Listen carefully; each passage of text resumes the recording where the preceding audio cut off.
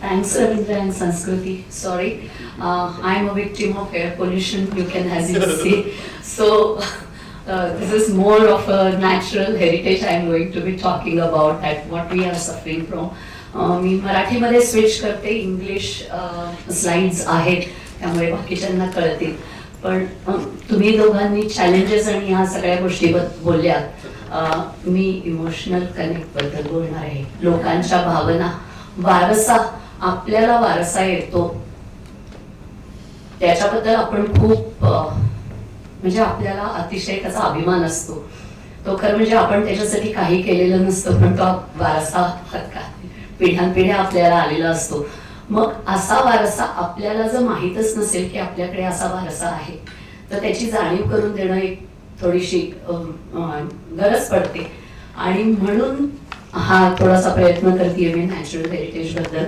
तर मला माझा नेहमीचा एक आवडता प्रश्न मी म्हणते की आपल्याला नैसर्गिक वारसा आहे का नाही याची जाणीव फारशी नसेल कदाचित आज, पण आपल्याला बाकीच्या गोष्टी वारशांनी ज्या आलेल्या आहेत किंवा हेरिटेज म्हणून आपण म्हणतो, कल्चरल असेल किंवा हिस्टॉरिकल असेल, त्याबद्दल तर पुणेकरांना जाज्वल्य अभिमान असतो. आणि त्या ह्याच्यामध्ये मग मी एक प्रश्न, आम्हाला हा भयंकर आवडीचा प्रश्न आहे की मग नद्या आम्ही वारसा म्हणून म्हणतोय की नैसर्गिक वारसा हा नद्या आपल्या आहेत, मग या नद्यांचं वय काय आहे? थोडस मी एक कॅज्युअल किंवा थोडा टर्न देते. आतापर्यंत खूप आपण सिरियस बोलत गेलोय, म्हणून मी तुमच्या समोर हा प्रश्न टाकते की आपल्या नद्यांचं वय काय आहे. ज्यांना माहिती आहे, ज्यांनी रिव्हर वॉक घेतलाय त्यांनी प्लीज बोलू नका.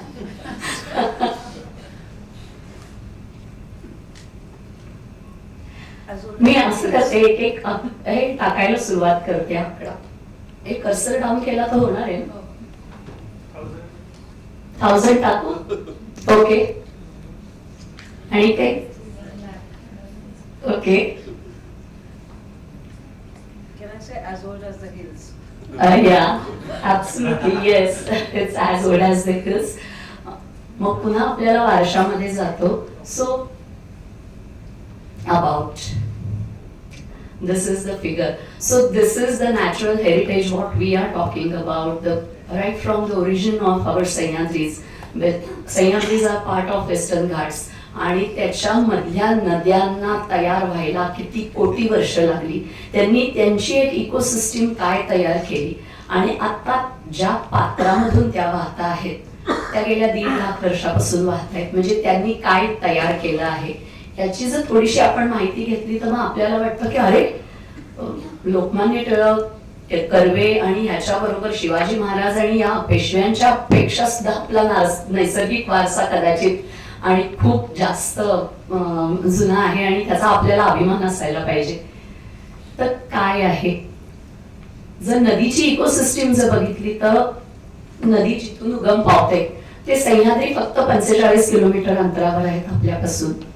लाल जो राऊंड मी दाखवत तिथे आपलं पुणे शहर आहे असं समजा, आणि मग ती फ्लड प्लेन मध्ये वाहून ती बे ऑफ बेंगॉलला किंवा बंगालच्या उपसागराला मिळते. आणि वरच्या बाजूला जे दाखवलंय की मी नदीचं एक साधारण, की आधी तिला उपनद्या मिळतात जेव्हा ती डोंगरांमधून वाहत येत असते. नंतर जेव्हा ती नदीच्या मुखाजवळ किंवा समुद्राजवळ किंवा दुसऱ्या नदीला मिळत असते तेव्हा तिच्यामध्ये डिस्ट्रीब्युटरीज किंवा वितरक नद्या असं म्हणू आपण, की त्या वितरण करतात. आणि खालच्या बाजूला मी जो दाखवलाय तर वरचा जो फिगर आहे तो सरफेस वॉटर किंवा जे पृष्ठभागावरून वाहणारं पाणी त्याच्याबद्दल मी बोलतेय. आणि खालच्या बाजूला जे आहे ते आपल्या हाताच्या रेषांसारखं जे आहे की जे ग्राउंड वॉटर टेबल प्रमाणे सब सरफेसचं पाणी जे खालून वाहतं ते. आणि तसं जर बघितलं तर ही मी एक छोटी ग्राफिक इमेज फक्त एका नदीची केली आहे. आपल्या पुण्यामध्ये नद्या किती आहेत? 5 नद्या आहेत. Great. So you are learn it. Okay okay okay. तर आता पुण्याच्या जर 5 मुख्य नद्या आहेत असं समजलं की मुळा, मुठा, पवना, राम नदी आणि देव नदी. We consider 5 rivers of Pune. तर प्रत्येकाची वॉटरशेड, मिनी वॉटरशेड, तिच्या उपनद्या, तिला जोडणारे स्ट्रीम्स आणि तिला जोडणारे नॅचरल ड्रेन्स, हा जर मी विचार केला तर माझ्याकडे केवढं उत्तम नॅचरल नैसर्गिक वारसा आहे. पुणं आपलं का इतकं आज फ्लरिश होतंय किंवा प्रॉस्पर होतंय त्याचं एक कारण कुठेतरी इथं आहे मला वाटतं की आपल्याकडे एवढं मोठं मुबलक प्रमाणामध्ये आहे आणि फक्त सरफेस वॉटर नाहीये पण ते ग्राउंड वॉटरमध्ये पण तिने बऱ्याच गोष्टी केलेल्या आहेत. आणि मग मी म्हणते की नाही, दुसरा प्रकार त्याच्यामध्ये आहे की एक तर पाणी मुबलक आहे, नद्या आहेत, नद्यांची वॉटरशेड आहे, पण आपल्याकडे हवामानामध्ये सुद्धा बदल आहेत. जर सह्याद्रीच्या किंवा crest, if you go on the crest, it's the heaviest rainfall which falls between 4,000 to 5,000 mm. Then there is a heavy rainfall which ranges between 2,005 to 1,500 mm. Then there is a medium rainfall. जो मधला figure दिसते ती पुणे शहराची जर बघितली तर तिथे medium rainfall आहे आणि त्याच्या खाली ॲरिड रिजन म्हणजे उरळी कांचन किंवा त्या बाजूला आपण जायला लागलो तर संपूर्ण सीझन मध्ये 450 ते 500 mm पाऊस पडतो. आणि जर तुम्ही सॉइलचे टाईप बघितले तर ब्लॅक कॉटन सॉइल आहे, कॉटन सॉइल आहे म्हणजे मीडियम लोमी सॉइल आहे, लॅटराईट सॉइल किंवा आपण मुरमाची माती अशी म्हणतो. थोडक्यामध्ये नैसर्गिक वारशामध्ये बायोडायव्हर्सिटी किंवा जैवविविधता ही पण तितक्याच महत्वाची आहे की जेव्हा तुम्ही रेझिलियंट सिटी किंवा सस्टेनेबल सिटी म्हणता तेव्हा त्या सिटीला सपोर्ट करणारी सिस्टीम आपल्याकडे काय आहे हा खूप महत्वाचा भाग येतो. आणि त्यामध्ये म्हणजे मी हवामानाबद्दल बोलले की जिथे हेवीएस्ट रेनफॉल आहे तिथे ह्युमिड आणि सल्ट्री आहे. थोडंसं खाली आलं की अतिशय थंड हवामान आहे. पुण्यामध्ये ॲम्बिकेबल म्हणून किंवा जे आपण अगदी पुण्याची हवा खूप छान असते, बंगलोर सारखी असते असं म्हणतो, आणि खाली जर गेलो तर आणि थोडा उष्ण पट्टा येतो. तर जितकी तुमच्याकडे डायव्हर्सिटी म्हणजे पुणे किती प्रकारांनी नैसर्गिक वारशांनी आपल्याकडे रिच आहे याचा मी उदाहरण द्यायचा प्रयत्न करते. आणि मग त्या वारशाला आपण काय केलं. 12 जुलै 1961 पानशेतचं धरण फुटलं, खडकवासला पर्पजफुली फोडायला लागलं.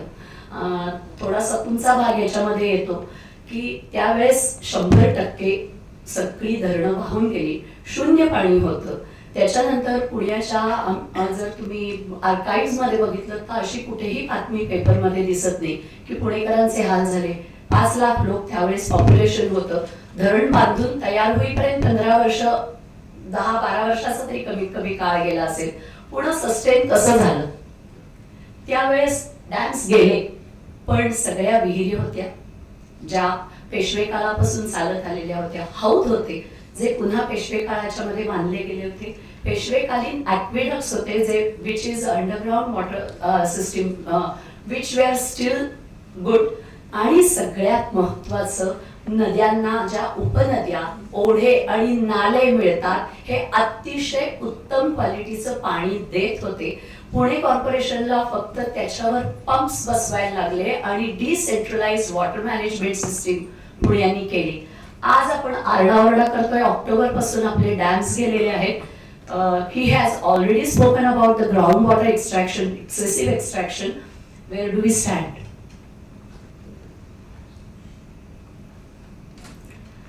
That is extraction and encroachment I spoke about. दुसरं पोल्युशन. आणि पोल्युशन एक नुसतं सॉलिड वेस्ट नाही, जे टॉक्सिक पोल्युशन आहे विच एनसीएलने जे प्रयोग केले आणि एनसीएलच्या प्रयोगामध्ये जे कळलं की आपल्यासारख्या शहरामध्ये 70 ते 80% पोल्युशन हे घरामधून घरगुती वापरातल्या वेगवेगळ्या केमिकल्स मधून येतं. मग ह्याच्यामधून आपण काही बदल करणार आहोत का. म्हणून ही पुढची स्लाइड किंवा आज आम्ही काय करतो आहे. आज आम्ही तेच करतो आहे की तुमच्या इमोशनल गोष्टींना आम्ही हात घालायचा प्रयत्न करतो आहोत.